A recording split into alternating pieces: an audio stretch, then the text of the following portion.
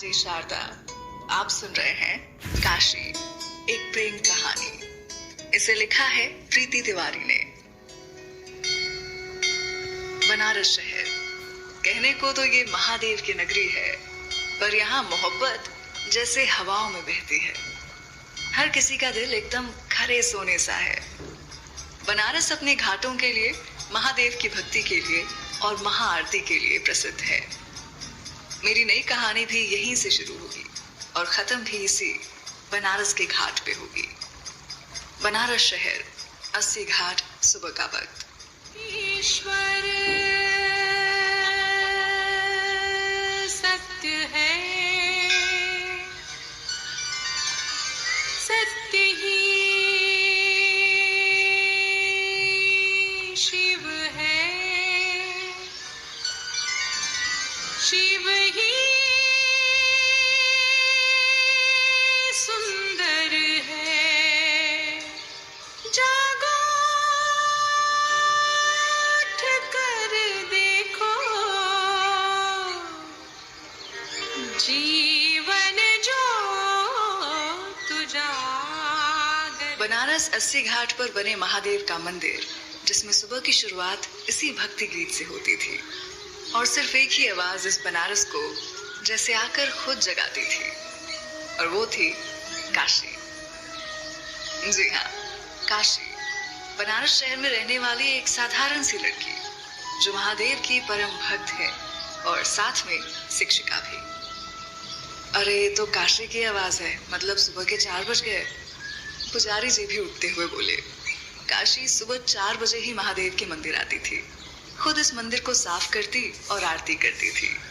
उसकी आरती की आवाज से ही बनारस के लोगों की सुबह होती थी। काशी ने आरती कर सबकी तरफ आरती की थाल कर दी। सूरज भी अब पूरी चमक से निकल आया था और लोगों की तादाद भी बहुत बढ़ रही थी। वो सबको आरती देकर महादेव के मंदिर से बाहर आ गई। काशी आरती कर मंदिर से बाहर निकली ही थी कि सामने से आते हुए मठ के महंत मिल गए।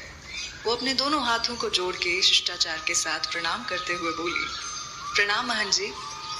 महंत जी ने उसे आशीर्वाद देते हुए पूछा, अरे काशी बिटिया, प्रणाम, कैसी हो बिटिया? काशी ने मुस्कुराकर सर झुकाकर बोला, जी अच्छे हैं महंत जी। आरती हो गई बिटिया?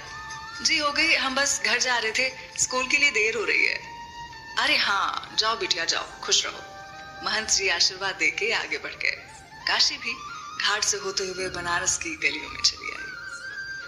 बनारस की गलियां तंग जरूर होती हैं, पर चहल पहल भी बहुत होती है। यहाँ आपको सन्नाटा कभी मिल ही नहीं सकता। कभी कभी तो रात भी यहाँ की भोलेनाथ के नमों से गुंजायमान रहती है। काशी एक दुकान पर रुकी। दुकान का नाम था शर्मा मिष्ठान भंडार। उसने दुकान पर बैठे एक मोटे से बूढ़े से आदमी से कहा, काका प्रणाम, कचौरी और जलेबी बांध दीजिए जल्दी से। अरे काशी बिटिया, आ गई तुम? अरे तुम्हारी कचौरी और जलेबियां हम बांध के रखे हैं बस अभी, और तुम आ भी गई। ये थे दुकान के मालिक शर्मा जी। ये बोल शर्मा काका ने कचौरी और जलेबी की थैली उसे पकड़ा दिया। उसने काका को पैसे देते हुए पूछा, शुक्रिया काका, चलते हैं। और जय आ रहा है ना स्कूल, कहीं छुट्टी तो नहीं किया? तभी शर्मा काका के पीछे से जय, जो कि 8 साल का था, उसने कहा, नहीं दीदी, हम तो कब के तैयार हो गए। काशी ने उसे देख मुस्कुराया और थैली लेकर घर वापस आ गई। काशी घर आकर आंगन में जूतियां उतारकर सामने बने तुलसी को हाथ जोड़कर वहां मंदिर से लाया हुआ फूल रख जैसे ही वो घर के अंदर आई तो उसके बाबा आनंद त्रिपाठी जी बैठे हुए थे।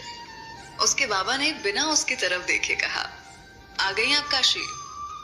काशी कचौड़ी और जलेबी की थैली मेज पर रखते हुए बोली, आपको कैसे पता चल जाता है कि ये हम हैं?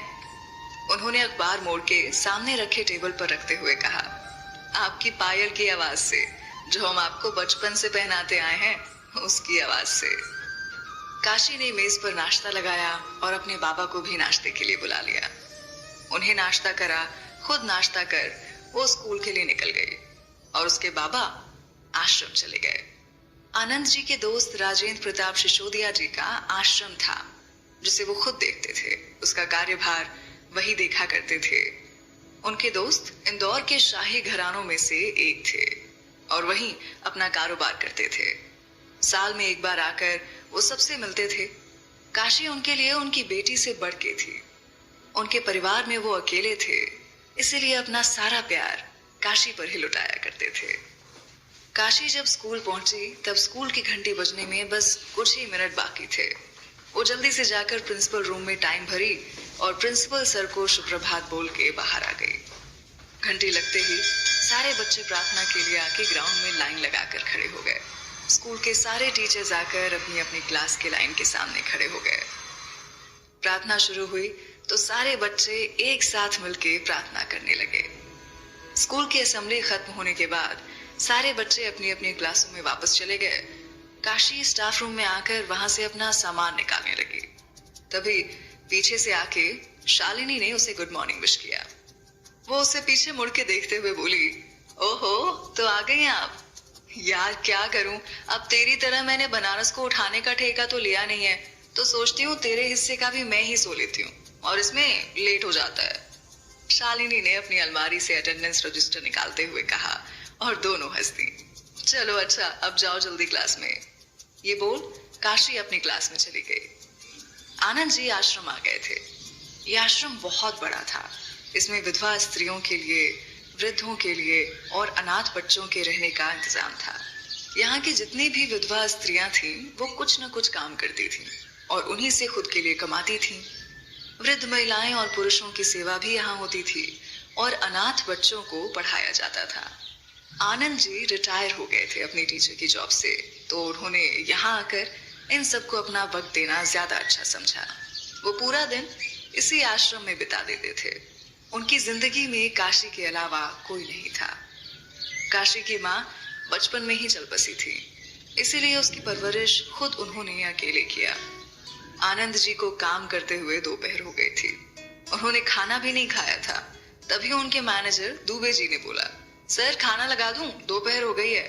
उन्होंने कोई फाइल देखते हुए कहा, नहीं दुबे जी, अभी नहीं। अभी क्यों नहीं? अभी ही खाएंगे आप बाबा, और हमारे साथ खाएंगे। ये आवाज सुन दोनों ने देखा तो काशी अंदर ही चले आ रही थी खाने का बॉक्स लिए। वो अंदर आके दुबे जी को प्रणाम करते हुए बोली, चलिए उठिए जल्दी। ये कहते हुए उसने खाने का टिफिन मेज पर रख दिया। उसने टिफिन खोलते हुए कहा, और दुबे चाचा जी आपने खाया या नहीं? आनंद जी ने फाइल रखते हुए उससे पूछा, पर काशी आप यहाँ क्या कर रही हैं? उसने खाना एक प्लेट में निकालते हुए कहा, आपको खाना खिलाने आए हैं, चलिए आप भी आ जाइए चाचा जी। अरे नहीं बिटिया, हम लेकर आए हैं, आप खाओ, हम भी चलते हैं।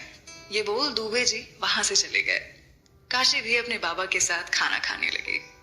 दोनों ने साथ में खाना खाया और फिर काशी आश्रम के बच्चों को पढ़ाने चली गई। वो अपना वक्त इन बच्चों को पढ़ाने में, वहां की विधवा स्त्रियों को मिट्टी की मूर्तियां बनाना सिखाने में और रात को जाने से पहले सारे वृद्धों को कहानी सुनाने में देती थी।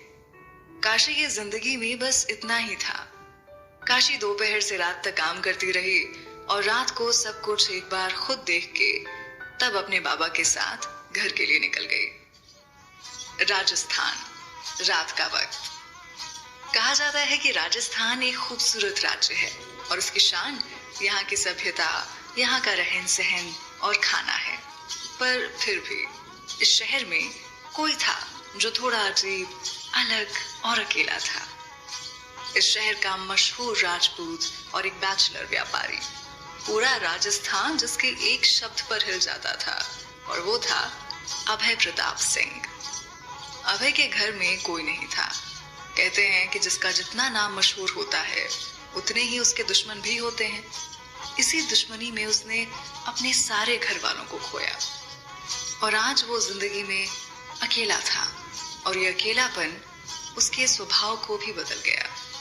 उसकी गाड़ी जैसे महल के गेट के अंदर आकर सामने दरवाजे पर रुकी तो कुछ नौकर जल्दी जल्दी से बाहर आए। अभय गाड़ी से उतरा, एक रौबदार चेहरा। वो गाड़ी से बाहर आकर अंदर आया और नौकर उसका सामान लेके उसके पीछे आए। एक नौकर ने डरते हुए पूछा, हुकुम सर, खाना? जी लगाइए, हम आते हैं। ये बोल के वो अपने कमरे में चला गया। कमरे में पहुंचकर उसने अपना कोट निकाल कर रखा ही था कि तभी मोबाइल बजा। उसने फोन उठाया और सख्त आवाज में पूछा, काम हुआ या नहीं? दूसरी तरफ से डरती हुई आवाज में कोई बोला, नहीं साहब, उस लड़की ने मना कर दिया है उस जमीन को देने के लिए। 1-2 टके की लड़की की इतनी जरूरत कि वो अभय प्रताप सिंह को मना करे? हम आ रहे हैं कल वहां। हम भी तो देखें कौन पैदा हो गया इस धरती पर ऐसा जो हमें ना करना जानता है। ये बोल उसने फोन काट गुस्से में बिस्तर पे फेंक दिया। बनारस शहर, रात का वक्त। काशी दूध गर्म करके अपने बाबा के कमरे में आई तो देखा कि आनंद जी बैठे रामायण पढ़ रहे थे। उसने दूध का गिलास उन्हें देते हुए और रामायण लेके माथे लगा बंद करके रखते हुए कहा, बाबा चलिए अब दूध पी लीजिए और सो जाइए और रखिए रामायण अब। आनंद जी भी गिलास लेके बिस्तर पर बैठ गए। काशी कपड़ों को तय करते हुए बोली, बाबा आज फिर वो लोग आए थे जमीन के लिए, मैंने मना कर दिया। उन्होंने चिंता जताते हुए कहा, काशी बेटा अगर वो लोग चाहते हैं वो जमीन तो दे के छुट्टी करो ना, क्यों ऐसे लोगों से लफड़ा लेना? आपकी जान हमारे लिए बहुत कीमती है बेटा। कुछ नहीं होगा हमें, और वो जमीन हम किसी को नहीं देना चाहते और ना देंगे, वो माँ ने हमें दिया था। वो इतना कह के अपने बाबा को सुला के वहां से चली गई। वो छत पर आकर खड़ी हो गई। हल्की हल्की सी ठंड थी। वो चांद को देखते हुए बोली, कोई ऐसा भी हो सकता है क्या महादेव जी, एक जमीन के लिए इतना पागल? जब ना बोल दिया तो क्यों फिर बार बार? वो जब भी गुस्सा होती तो ऐसे महादेव जी को शिकायत करती थी। दूसरी तरफ अभय अपने कमरे में बनी बड़ी सी बालकनी में खड़ा होकर आसमां की तरफ देख के बोला, मुझे ना सुनना पसंद नहीं, और तुम एक मामूली सी लड़की जिसने मुझे सिर्फ ना नहीं बोला, मुझे मजाक समझ लिया। अब मैं तुम्हें बताऊंगा मैं कौन हूं। Wait and watch.